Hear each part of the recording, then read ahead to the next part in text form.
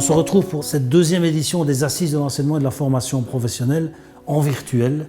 En effet, la crise du Covid ne nous a pas permis de nous réunir comme d'habitude autour d'une table avec des sous-groupes, mais peu importe le virtuel ou le présentiel, ce qui est important, c'est de travailler ensemble. Et aujourd'hui, 3 ateliers ce matin, dans cette journée virtuelle, vont mettre autour de la table des collègues de l'enseignement et de la formation professionnelle.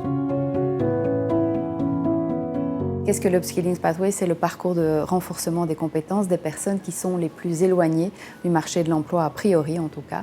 Ce sont des personnes qui sont peu scolarisées, peu qualifiées, qui sont très nombreuses tant en Europe qu'à Bruxelles et qu'en région wallonne.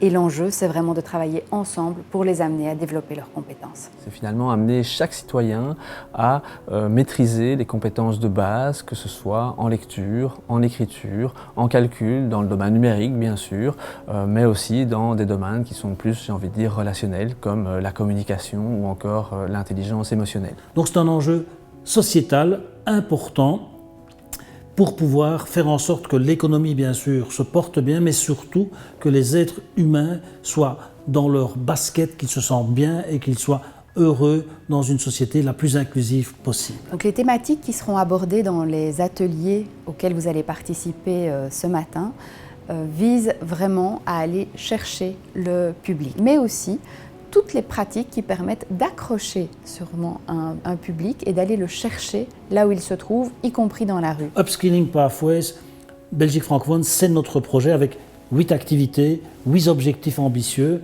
dont le digital, dont un glossaire commun. Et donc on travaille ensemble, on se retrouve là-bas et on essaye d'imaginer, indépendamment des barrières institutionnelles éventuelles, d'imaginer des solutions, de réfléchir ensemble pour permettre à tout citoyen de progresser tout au long de sa vie, tout au long de sa carrière professionnelle. Si on reprend d'ailleurs les différentes thématiques des Upskilling Pathways, on va retrouver effectivement différentes priorités du pacte pour un enseignement d'excellence, que ce soit par exemple la question de la prévention, développer notamment de la différenciation, de l'accompagnement personnalisé pour avoir un accompagnement qui soit le plus individualisé possible et prendre en compte vraiment les difficultés de chaque élève et amener chaque élève, ou en tout cas un maximum d'élèves, à sortir du système éducatif avec une certification. L'objectif aussi, c'est de renouveler nos pratiques, de pouvoir accrocher au mieux en distanciel et en présentiel le public peu scolarisé qui est le nôtre et qui est aussi l'avenir et le talent de demain. Je vous souhaite un bon boulot au travers